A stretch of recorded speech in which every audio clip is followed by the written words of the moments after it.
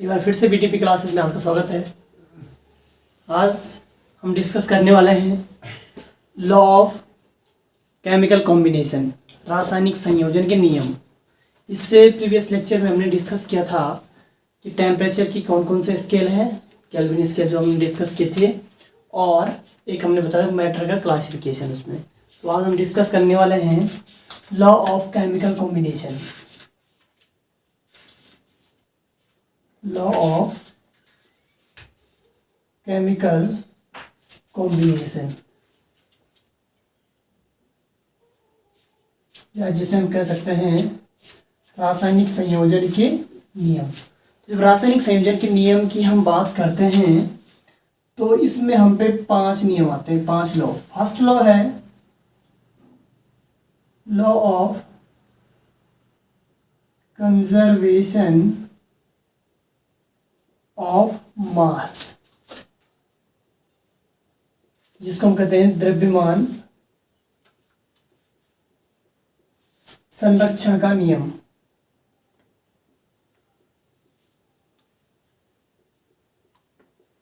एक आता है हमारा लॉ ऑफ कांस्टेंट कंपोजिशन, या इसको लॉ ऑफ कांस्टेंट प्रपोर्शन कहते हैं हम। लॉ ऑफ कांस्टेंट प्रपोर्शन या डेफिनेट कंपोजिशन। कंपोजिशन मतलब जो उसमें हमने यूज कर रहे हैं रिएक्टिंग मॉलिक्यूल, उनका जो रेशियो होगा सेम होगा, इस तरीके से कुछ होगा ये कंपोजिशन। मतलब जिसमें क्या होगा, हिंदी में क्या बोलेंगे उसको, स्थिर अनुपात का नियम।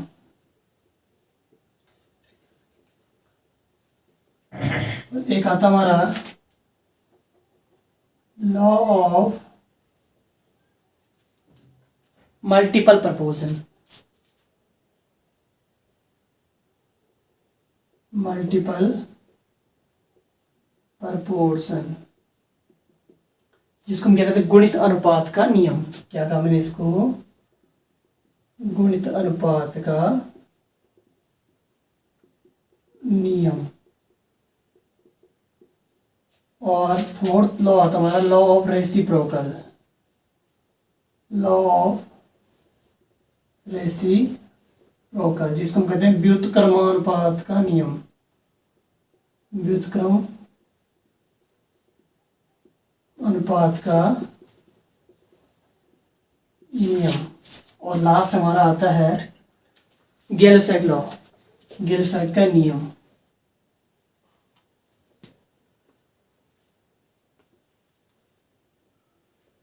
गैल-लॉसाइक का नियम।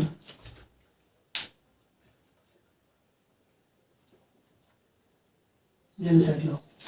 तो ये 5 नियम हमने इसमें डिस्कस कर रहे हैं। रासायनिक संयोजन के नियम की जब हम बात करते हैं तो ये 5 नियम हम उसमें पढ़ते हैं, 5 लॉ को। Law of conservation of mass, constant proportion, multiple proportion, law of reciprocal. जब इनकी बात करते हैं लॉ ऑफ व्युत्क्रमानुपात तक और कंजर्वेशन ऑफ मास से, तो ये किसकी स्टडी करते हैं, मास रिलेशनशिप। मास मतलब उसके भार के अनुपात के बारे में डिस्कस करते हैं, जिसको हम बोल सकते हैं इसमें deals with the mass relationship।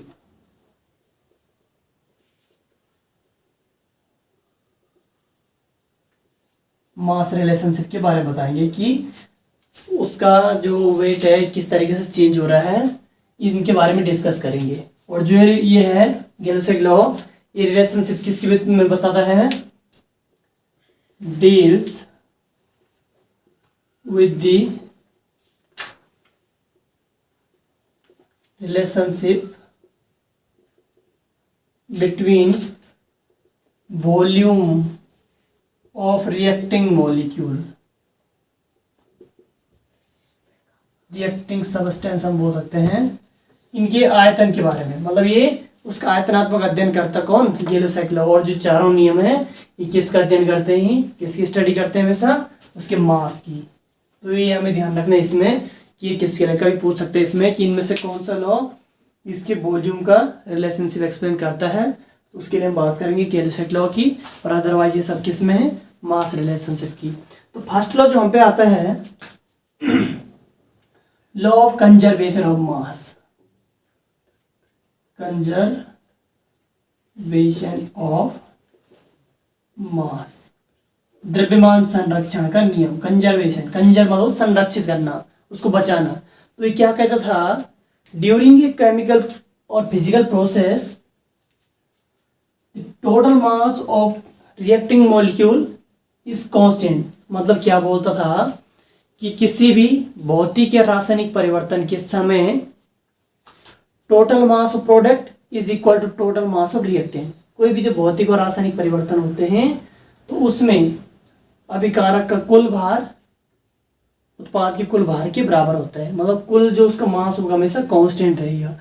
ये जो इस तरीके का नियम था, इसको सबसे पहले दिया था किसने, इसको एक्सप्लेन किया था, इसका नेम था एंटोनी लेवोइजर। एंटोनी लेवोइजर, लेवोइजर ने इसको दिया था, एंटोनी लेवोइजर ने। और जो एंटोनी लेवोइजर है इनको कहते हैं फादर ऑफ मॉडर्न केमिस्ट्री, रसायन विज्ञान के जनक। आधुनिक जो रसायन विज्ञान है उसके फादर किसको कहते हैं, एंटोनी लेवोइजर को। ठीक है, और इन्होंने दिया था law of conservation of mass. और यदि कभी पूछ लें कि इसकी टेस्टिंग किसने किया था, इसको वेरीफाइड किसने किया था, टेस्टेड बाय, उनका नेम था लैंडोल्ट, लैंडोल्ट्स, एक साइंटिस्ट थे लैंडोल्ट्स। इन्होंने इसको टेस्टेड किया था, इन्होंने इसको वेरीफाई किया था। तो पूछ सकता है कि law of conservation of mass दिया किसने था, एंटोनी लेवोइजर ने, और इसको टेस्टेड किसने किया था, लैंडोल्ट्स ने। तो लैंडोल्ट्स ने क्या किया था, एक एच शेप की एक ट्यूब बनाई थी जिसमें उन्होंने रिएक्टिंग मॉलिक्यूल को लिया था और उसके मास को मेजर किया था कि किस तरीके से कंजर्व रहता है। तो हम क्या कह सकता है, हम क्या कहेंगे इसमें कि ड्यूरिंग ए फिजिकल और केमिकल प्रोसेस, किसी भी भौतिक या रासायनिक परिवर्तन के समय क्या होता है, टोटल मास ऑफ रिएक्टेंट किसके इक्वल होगा, टोटल मास ऑफ प्रोडक्ट। ये आपको ध्यान रखना है, यही इसका लॉ है बस, टोटल मास ऑफ प्रोडक्ट। अभिकारक का कुल भार बराबर उत्पाद का कुल भार। जब कोई फिजिकल और केमिकल प्रॉपर्टीज होगी, भौतिक रासायनिक अभिक्रियाएं होगी, तो उसमें अभिकारक का कुल भार उत्पाद के कुल भार के बराबर होगा। ठीक है ना। अब इसको कैसे समझे हम पे कोई केमिकल रिएक्शन है, जैसे H2 रिएक्शन करता है Cl2 से, तो ये फॉर्मेशन करता है 2HCl का, हाइड्रोजन क्लोराइड गैस का, जिसमें क्या होता है क्लोरीन जो है इसका एटॉमिक मास कितना होता है 35.2, और हाइड्रोजन का एक हाइड्रोजन का कितना 1 होता है, तो 2 हाइड्रोजन है तो 2 होगा, है ना। तो मतलब कितने हैं, मल्टीप्लाई बाय 2 हो जाएगा, तो ये आ जाएगा आपका 71 इंटू 2 कितना हो जाएगा 73। और इसमें जो ये बनता है इसका भी कितना होना चाहिए, उतना ही होगा 73। तो मतलब टोटल मास इसमें क्या हो गया, कंजर्व हो गया। जब हमने अभिकारक यूज किए और जो उससे प्रोडक्ट फॉर्मेशन हुआ, दोनों में टोटल मास था उसका जो ये हमेशा इक्वल आ गया। तो इसी को हमने क्या कहा था, law of conservation of mass, कि मतलब कुल मास जो कुल द्रव्यमान था उसका वो हमेशा संरक्षित रहता है, इसीलिए इसको द्रव्यमान संरक्षण का नियम कहते हैं। ठीक है। अब इसके बाद जो लॉ है क्या क्या इसके लिए कंडीशन है। कभी क्या होता है कि जो हमने यूज किया वो कंप्लीटली चेंज नहीं हो पाता किसमें, प्रोडक्ट में, तो उसके लिए क्या आएगा, टोटल मास ऑफ रिएक्टेंट,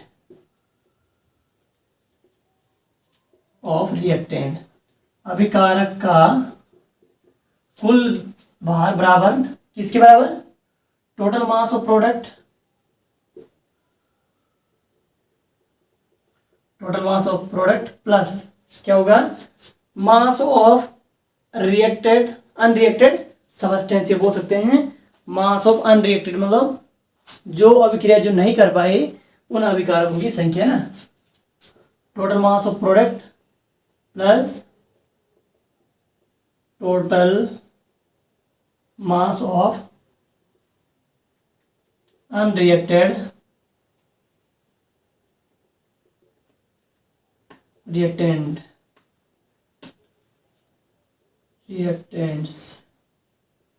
इसके इक्वल हो गए टोटल मास। तब कब, जब टोटल प्रोडक्ट में चेंज नहीं हो पाया तो किसके बराबर होगा मास, जो उसका उत्पाद का भार बटे प्लस किसका भार, मास ऑफ अनरिएक्टेड रिएक्टेंट, जिसमें अनअभिकृत अभिकारक अणु हैं उनके बराबर हो जाएगा ये मास। ठीक है, तो ये तो आता था इससे कि टोटल मास क्यों कंजर्व रहेगा उसमें। लेकिन अब जब इसके बाद एक साइंटिस्ट आए थे जिनका नाम था आइंस्टीन, और आइंस्टीन ने एक इक्वेशन दिया था E = mc²। किसने दिया था, आइंस्टाइन ने। इसको हम आइंस्टीन इक्वेशन कहते हैं, आइंस्टीन ने दी थी इक्वेशन। अब इन्होंने क्या कहा इस इक्वेशन में कि total energy of molecule energy and mass is interconvertible. इसने क्या कहा, किसी भी पदार्थ की ऊर्जा तथा उसका द्रव्यमान दोनों एक दूसरे के इंटरकन्वर्टेबल, एक दूसरे में परिवर्तित हो सकते थे, इन्होंने ही कहा था। ठीक है, जिसमें अब हम बात करते थे कि जो m है वो मास और E क्या इसका एनर्जी, C क्या आपका वेलोसिटी ऑफ लाइट, जिसकी वैल्यू कितनी होती है 3 × 10⁸ मीटर पर सेकंड, प्रकाश का वेग। ठीक है ना, तो हमने क्या कहा था कि मास और एनर्जी क्या होती है, एक दूसरे में परिवर्तित हो सकती है। तो हम क्या कहेंगे, m = क्या हो जाएगा, इक्वल की उस साइड जाएगा E/c², ये कर सकते हैं इसमें, है ना। तो इसके अनुसार क्या था कि जो ऊर्जा और उसका द्रव्यमान एक दूसरे क्या हो सकते हैं, एक दूसरे में परिवर्तित हो सकते हैं। लेकिन अब कभी इसमें कुछ क्वेश्चन आ सकता है कि ये नियम जो कंजर्वेशन ऑफ मास है कहाँ पे फॉलो होता है और किस पे नहीं होता। तो इसमें एक चीज आप ध्यान रखना हमेशा, in case of nuclear reaction, जो नाभिकीय अभिक्रियाएं होती है उन पर ये अप्लाई नहीं होता है। तो हम क्या कहेंगे, it not valid for nuclear reaction, नाभिकीय अभिक्रियाओं के लिए,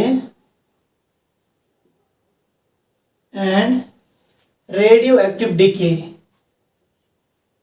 रेडियो एक्टिव जो तत्व होते हैं उनका क्षरण होता है डिके जिसको हम कहते हैं, तो उसके लिए वैलिड नहीं होते। किसके लिए वैलिड नहीं है, ध्यान रखना, ये नोट कर देना कि जो law of conservation of mass है इन नाभिकीय अभिक्रियाओं के लिए और रेडियो एक्टिव डिके के लिए ये वैलिड नहीं होता है। क्यों नहीं होता वैलिड, क्योंकि इसमें क्या होता है, जब कोई न्यूक्लियर रिएक्शन होती है या फिर रेडियो एक्टिव क्षरण होते हैं रेडियो एक्टिव तत्वों का, तो उस टाइम कुछ एनर्जी का लॉस करते हैं। ठीक है, तो उस टाइम जो टोटल एनर्जी होती है मॉलिक्यूल की वो कंजर्व नहीं रह पाती इसमें। ठीक है, तो उसके लिए लॉ वैलिड नहीं होता है रेडियो एक्टिव सब्सटेंस के लिए और न्यूक्लियर रिएक्शन के लिए, और अदरवाइज और जो सब्सटेंस में नॉर्मल हमारी रिएक्शन होती है उनमें ये वैलिड होता है। ठीक है, तो ये था हमारा law of conservation of mass.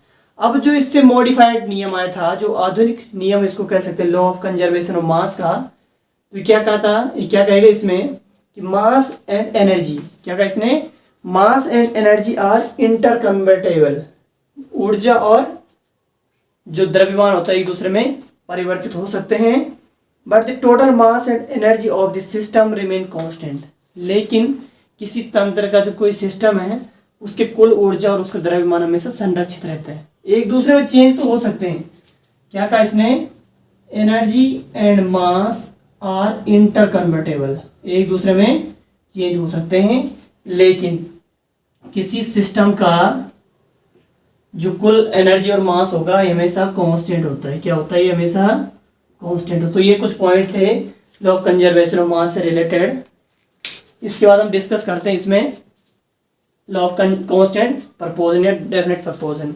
तो अब है लॉ ऑफ कांस्टेंट परपोजन या स्थिर अनुपात का नियम। इस नियम को सबसे पहले ड्राइव किसने किया था, किसने इस लॉ को दिया था? वो एक साइंटिस्ट थे जिनका नेम था जोसेफ फ्राउस्ट। जोसेफ फ्राउस्ट। तो ये नियम जो इसका नेम है ध्यान रखना, किसने दिया था इसको? जोसेफ फ्राउस्ट ने दिया था 1799 में।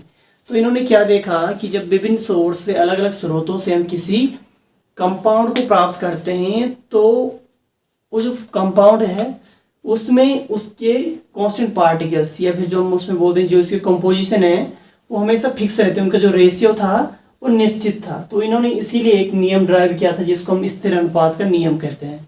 अब इस नियम में था क्या, इन्होंने क्या कहा कि compound can be obtained from different source. किसी भी यौगिक को हम अलग अलग स्रोतों से प्राप्त कर सकते हैं, but the ratio of each component, लेकिन ये अलग अलग घटक होते हैं, इनका अनुपात हमेशा क्या होता है? Remain constant. इनका अनुपात हमेशा निश्चित होता है, चाहे उसे हम किसी भी स्रोत से क्यों ना प्राप्त कर लें। इन्होंने क्या कहा था कि किसी भी स्रोत से ऑब्टेन कर लें उसको, लेकिन उसका जो अनुपात होगा, जो उसका रेशियो होगा, हमेशा फिक्स रहता है। इसने क्या कहा? It does not depend on the method of the preparation and the source of compound, कि उसको बनाने के मेथड क्या हमारा और सोर्स क्या है, कहाँ से हम इसको ऑब्टेन कर रहे हैं, ये हमेशा फिक्स होता है कि उसका जो मास होगा वो फिक्स रहेगा, उसका रेशियो जो निश्चित रहेगा। ठीक है, तो मतलब क्या कहा इसने? कोई भी केमिकल कंपाउंड जो है इनका टोटल मास रेशियो बोल सकते हैं इसको, क्या रहेगा? कांस्टेंट रहेगा। सोर्स चाहे सेम हो या डिफरेंट हो, किसी भी सोर्स से उसको ऑब्टेन करें, लेकिन टोटल मास उसका हमेशा क्या रहेगा? कांस्टेंट रहेगा। ये इसने कहा था इसमें। ठीक है, अब इसको कैसे समझेंगे इस लॉ को? हम पे है वाटर, ठीक है, H2O है। जो वाटर होता है, चाहे हम इस जल को कहीं से भी ऑब्टेन, कहीं से भी इसको प्राप्त करें, हमेशा इसका रेशियो फिक्स रहता है। वाटर में क्या होता है? H and O। हाइड्रोजन का एटॉमिक मास कितना होता है? 1, तो 2 है तो 2 होंगे ना। और ऑक्सीजन कितना होता है? 16, मतलब 2:8, या फिर इसको 2:16 या 1:8 हम इसको कह सकते हैं, किसका? वाटर का। अब इस वाटर को चाहे हम उसको, ये कोई वाटर हो, सी वाटर हो, समुद्री जल हो, या रेन वाटर हो, वर्षा का जल हो, या कहीं से भी हम इसको ऑब्टेन कर रहे हैं, रेन वाटर हो गया, सी वाटर हो गया, चाहे हमारा जो नॉर्मल वाटर हम इसमें यूज़ कर रहे हैं, चाहे हम इसको डिस्टिल वाटर की बात करें, चाहे हम कहीं से भी इसको ऑब्टेन कर रहे हैं, हमेशा इसका क्या होगा? रेशियो फिक्स रहेगी। चाहे हम कह रहे हैं जिसको हम बोलते हैं गंगा जल है ना, जो गंगा जल होता है, इसकी में यदि बात करते हैं तो ये भी क्या है? वाटर है। चाहे कितना भी प्योरीफाइड हो, तो उसमें जो वाटर मॉलिक्यूल होंगे उनका रेशियो हमेशा क्या होगा? फिक्स रहेगा, 1:8। तो ये मतलब बोलने का क्या था कि सोर्स कुछ भी है, लेकिन उनका जो रेशियो हमेशा फिक्स रहता है, इसीलिए इनको क्या कहा था? स्थिर अनुपात का नियम। अब इसका मतलब हुआ क्या जो हमने लिखा H2O, इसका मतलब क्या है कि एक मॉलिक्यूल, एक अणु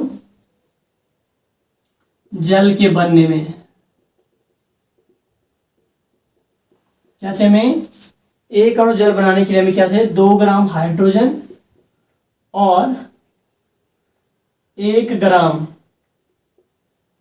ऑक्सीजन रिक्वायर्ड होती है, तब जाके हम क्या करेंगे?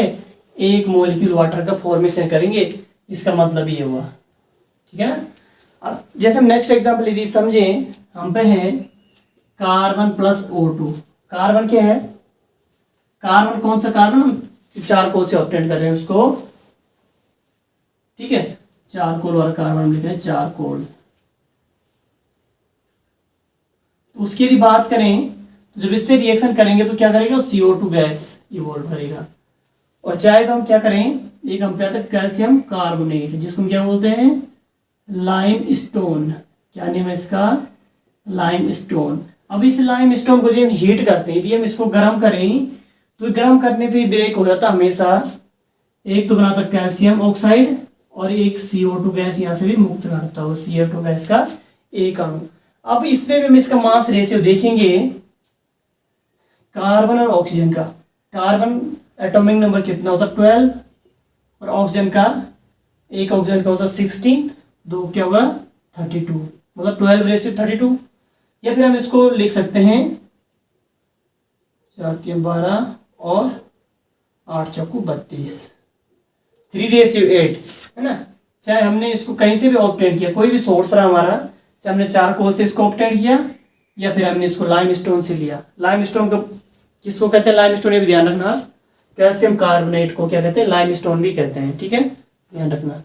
तो इसमें रेशियो क्या था 3:8 रहा हमारा रेशियो, ये रेशियो चेंज नहीं हुआ, इसमें 3:8, ठीक है ना। अब ये तो था हमारा स्थिर अनुपात का नियम। इनसे क्या समझे कि जो अनुपात होगा, जो रेशियो होगा, हमेशा कांस्टेंट रहेगा, ठीक है। अब ये कहाँ पे वैलिड होता है ये याद रखना जरूरी है इसमें। तो इसके लिए हम पे जो है ये आता है कि कौन से कंपाउंड पे वैलिड होता है, कौन पे नहीं। तो जो रेडियो एक्टिव कंपाउंड्स होते हैं, रेडियो एक्टिव जो कंपाउंड की हम बात करते हैं, उन पर यह वैलिड नहीं होता। उनके लिए क्या है, क्यों नहीं होता वैलिड। जैसे हम इसकी बात करें, CO2 की हम बात करें, तो जो नॉर्मल कार्बन है C12 है, ठीक है ना। तो जब C12 था तो कितना आ रहा था 12:32। लेकिन यदि यही CO2 गैस ऑब्टेन होती C14 से, तो फिर क्या हो जाएगा यहाँ पे 14:32 आ जाएगा। तो जो इसका अनुपात है हमेशा फिक्स नहीं रहेगा फिर इस केस में। तो ध्यान रखना, रेडियो एक्टिव कंपाउंड्स के लिए ये वैलिड नहीं है जो स्थिर अनुपात का नियम है। इससे पहले जो हमने law of conservation of mass पढ़ा, ये भी रेडियो एक्टिव डिके और न्यूक्लियर रिएक्शन के लिए वैलिड नहीं था। और जो वाला कंपाउंड है ये भी रेडियो एक्टिव कंपाउंड्स के लिए वैलिड नहीं होगा, ठीक है। तो आज हमने दो लॉस में डिस्कस किए, law of conservation of mass and law of constant proportion. इसके बाद नेक्स्ट लेक्चर में इसके आगे हम डिस्कस करेंगे। आज के लिए इतना ही, थैंक यू।